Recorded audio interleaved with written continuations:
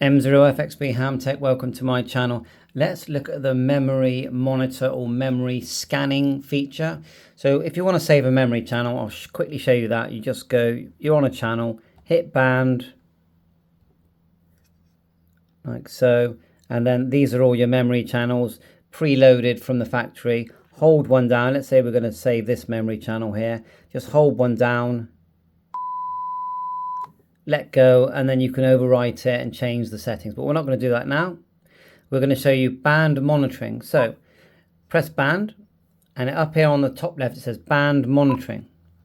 Now see the way that looks. You've got all these grids. Okay, now let's go back. Back is the band button as well.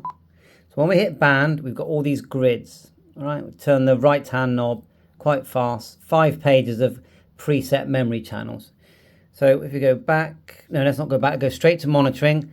Each one of these blue squares is one of those bigger squares. Now we can scroll through them just by turning the right hand knob, and you'll see the frequencies change. Okay, look at that. Like so. We can automatically scan through them just by pressing. Let's do a timeout first to show you that. So we hit timeout, and we've got it on 1 second. So there's a pause of 1 second between, or we can actually set it to 0. No, we can't. 1 second's the lowest. I thought we could. So anyway, save. So now it shows that it's in red. But if you see that where it's gone red now, if you press it down, this knob here, or hit skip, should I say, it skips it.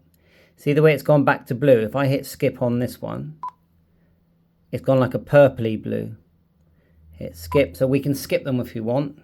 So what we're going to do, once we've done that, we're just going to click start, and it's just going to scan through all those things 1 second apart. And remember, each one of these squares you can change by changing the memory, and that's it.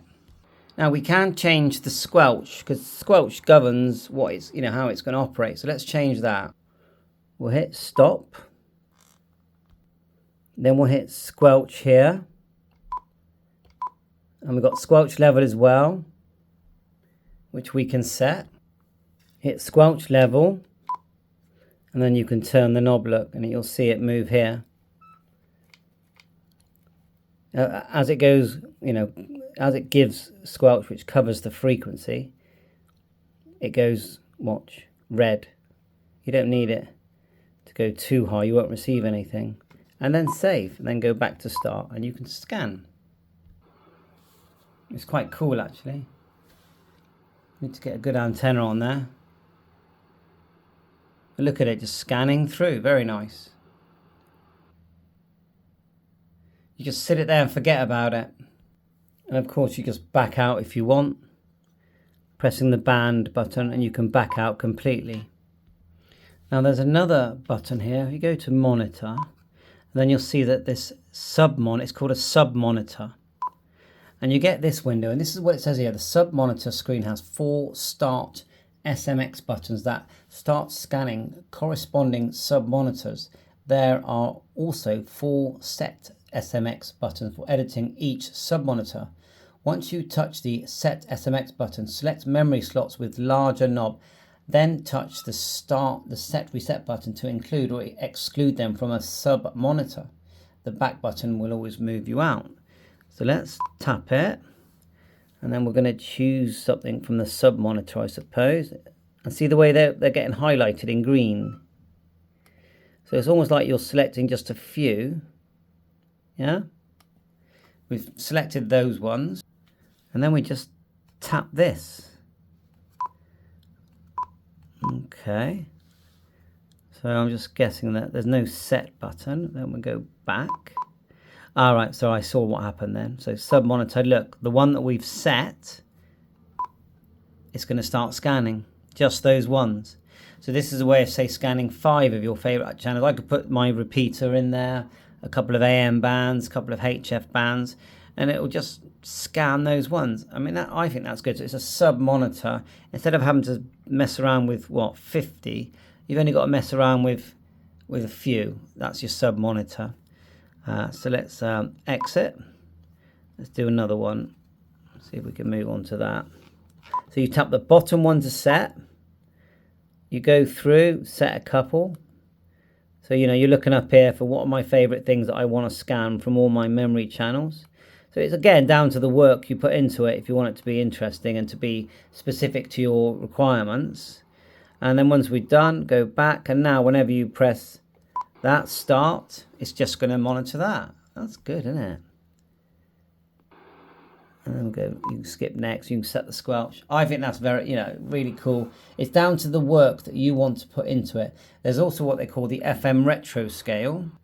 If we back out, just go in band completely, then we'll go mode, and this time we'll choose wide FM. We'll go down. I wonder if we can just choose it in the actual, let's go radio. No, let's go band. Sorry about this, I'm trying to find wide FM, sort of radio. Found one here, look, page 3. And we go into this retro thing. Cool. There's no antenna in at the moment. You might pick up something strong, you know. Not by the looks of it. Anyway, you got this retro.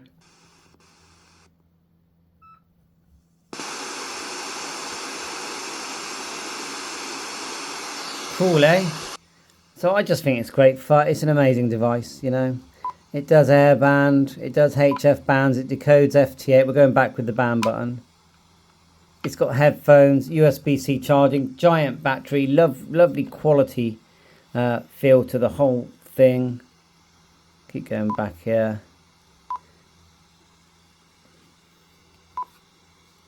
Trying to go back. How many times have I got to press back to come out? I know what, radio, that's what you do. If you get stuck, honestly, do I have to come out of that? Is it because I'm in the, you know, the broadcast frequencies? What I'll do, I'll just choose from this band thing, I'll choose a ham thing, they are. Back, and remember to change the frequency, you can either tap the screen up here, type your frequency, or oh, did it wrong, 4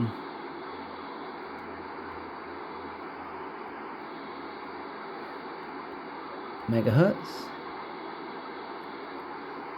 This tapping the waterfall doesn't change frequency, it changes the span of the scope, but tapping above the waterfall does change the frequency.